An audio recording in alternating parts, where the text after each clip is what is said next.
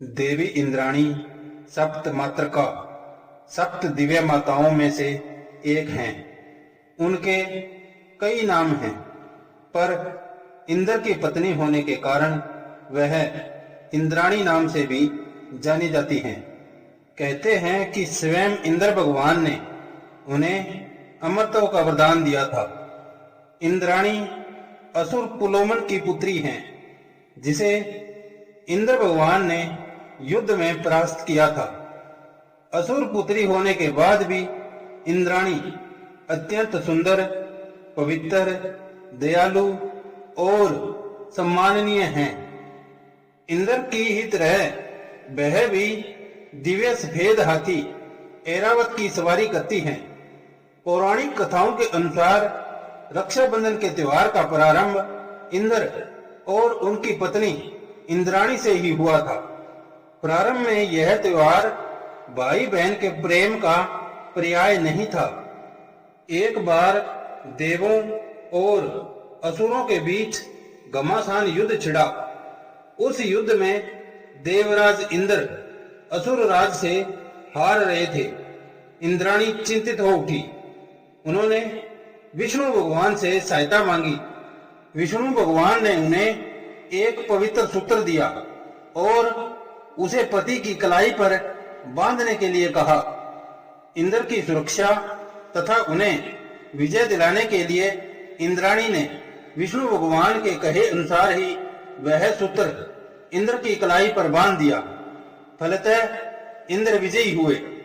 तभी से रक्षा के लिए सूत्र बांधने की प्रथा का प्रारंभ हुआ। इंद्राणी के विषय में सर्वाधिक रोचक किंवदंती सर्प नहुस की कथा से जुड़ी हुई है। एक बार इंद्र को ब्रह्म हत्या के श्राप के कारण अपना राज्य छोड़कर तपस्या करने जाना पड़ा। उस समय धरती पर प्रतापी राजा नहुस का शासन था। उसने स्वर्ग को भी अपने अधिकार में ले लिया था।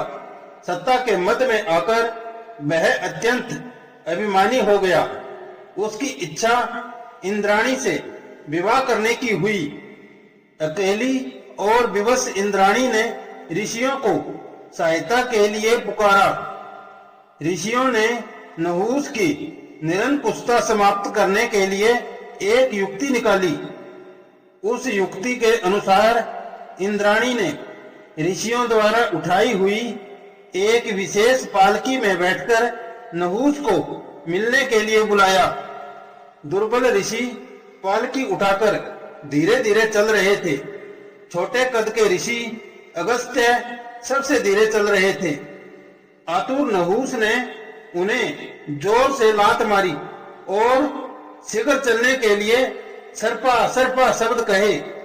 क्रोध में आकर ऋषि अगस्त्य ने उसे सर्प बन जाने का श्राप दे दिया। नहुस तुरंत सर्प बनकर स्वर्ग से धरती पर आ गिरा। तब तक श्रापवश तपस्या की अवधि पूर्ण कर इंद्र वापस लौट आए। भगवान इंद्र ने अपने पाप का प्रायश्चित पूरा कर लिया था। उन्हें उनकी पत्नी इंद्राणी और उनकी राजगद्दी वापस मिल गई।